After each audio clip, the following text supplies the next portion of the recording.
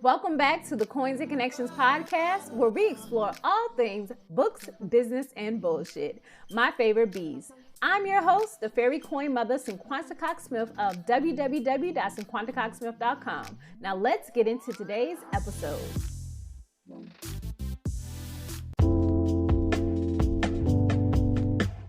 Hey guys, welcome back to the Coins and Connections podcast. It is episode 203, and today we're going to talk about the anatomy of digital products. I really feel like this is a topic that can go either way. It can be bad, it can be a learning lesson, it can provide some insight. You guys can provide some feedback. But it's just really been one of those things that has exploded. And this includes ebooks and then the tons of people who are pushing digital products and teaching others how to create digital products to make money. Now, I'm not against this at all, but there are some very fine lines and boundaries that are consistently crossed, and there are some warning signs and red flags. So we're gonna go ahead and get into that. So if you guys want to hear my advice, my opinion, and just some me just raising some questions about the digital product industry, keep listening. I have created digital products. I buy digital products, right? Most of the times that would take me to the point to buy a digital product is because I see someone who I'm interested in following. I like their content. They have more followers than me.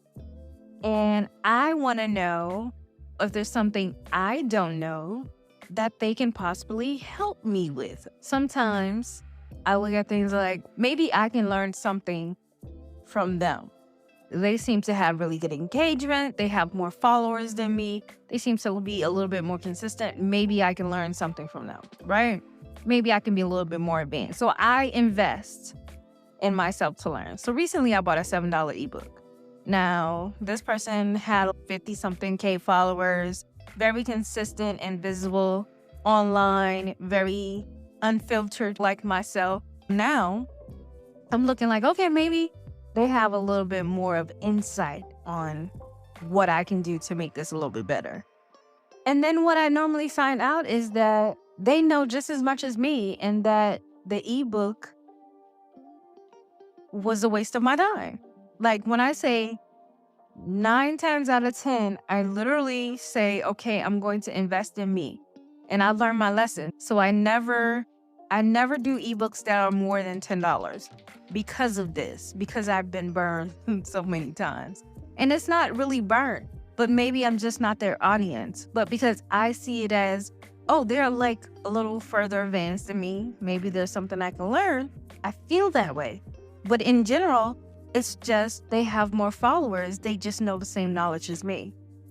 I get the ebook, looks like a normal little ebook, and literally they gave generic advice that I knew probably the first 3 years of my career.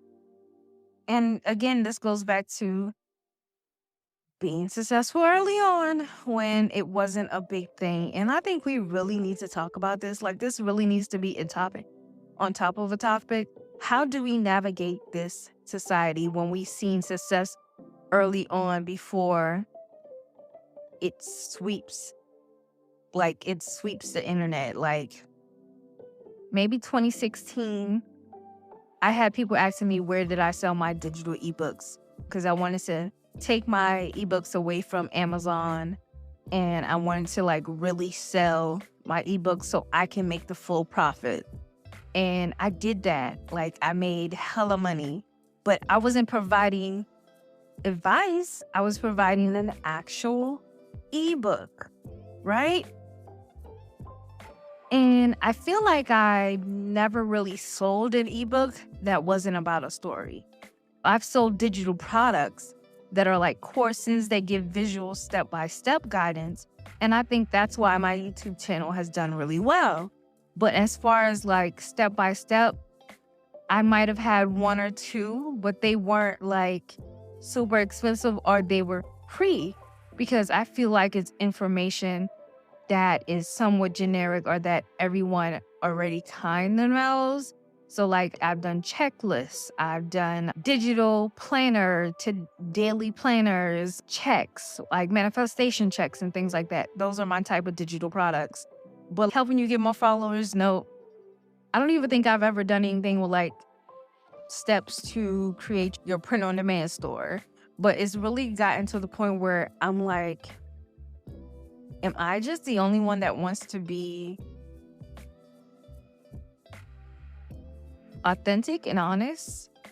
Because not only with the ebooks, when it's like information I already know, it's almost like this is fluff. This is like fluff to get to however many pages you think you need on your Canva template. Now, there's nothing wrong with using a template. It's the information that people are spending their hard-earned money for. And sometimes they're last because they're desperate and they see you succeeding and they want to know what you know, only to be let down by the contents. So how do we make this better? But it's like a wave. Everything comes in waves. Digital products and courses, reels, YouTube shorts, print on demand, creating a journal. It all comes in waves and becomes like a trend. And this is the trend community or times that we're in that makes things popular. And it's either going to be doomed, oversaturated quickly, or filled with a whole bunch of people who have no clue what they're doing to disrupt the industry that a lot of people have built. So my thoughts are just that, I don't know, I like sold everything on my online platform, which was like all my courses and everything. I sold them for $1. What else did I do? And I'm like, if I ever go back to the digital product route, I know for a fact I will do it different. So sometimes there's just information that you can't put into words. It's like you have to show people. And I feel like that type of digital product is best for me, where I can show someone better than I can write it out. But is it lazy when people don't want to visually show someone step by step how to achieve this goal versus writing it? And it just might not translate the same way, okay? There's so much to think about here, but if you are a digital product connoisseur or someone who creates digital products, I want you to really take some time and think about what you're offering. Is it all about the money, or do you truly want to help people? And I just want to encourage everyone to put out good information. It does not have to be perfect, but make sure it's worth it. Make sure it's going to help someone. And even in the author industry, we have like test readers and things like that. Maybe you should test the ebook on a few friends or people to see if maybe they learned something, if they feel like these are actionable steps that are good for beginners. And maybe there should be levels to digital products. Maybe there should be a digital product and you present it as this is for beginners. Maybe there is that medium of someone who is not really advanced, but they're like in the moderate level of understanding the concepts. Maybe they created their first digital product, but they need to understand how to refine that. And then you have the people who are advanced, that maybe there's some more information that you have, or failures or things that you've encountered after you've been selling ebooks for so long or digital products for so long. So just things, guidance that they can look out for, maybe paying taxes, maybe the best platforms to use. But I think we need to look at things like that and then understand that not everyone in your audience is at the beginner level. Take time out to really think things through. And that's my whole anatomy on the digital product culture right now is nothing will never be the same. I have evolved, but I just understand that a lot of people have not. And we can't keep doing things the same way and wasting people's money because outside a day costs about $500. So to think that someone wants to purchase something from their computer or their phone from you and they want to buy a $97 ebook, they could have been outside with that $97 and then to be heartbroken.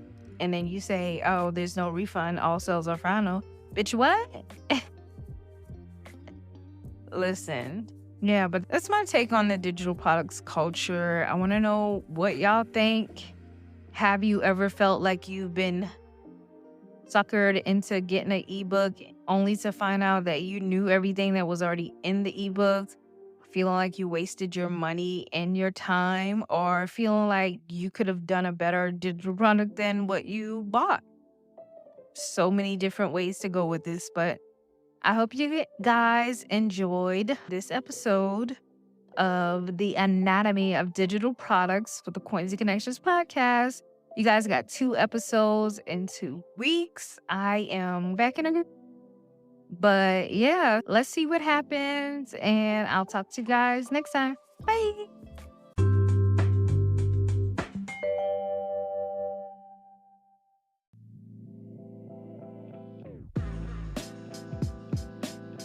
Thank you so much for listening and subscribing to the Coins and Connections podcast. Don't forget to leave a review and join the conversation over on Facebook and Instagram using the hashtag Coins and Connections. Follow me on Instagram and Facebook at Cinquanta Cox-Smith and at Coins and Connections. You can shop all merch at www.coinsandconnections.com. I love you more than I love this podcast. Peace.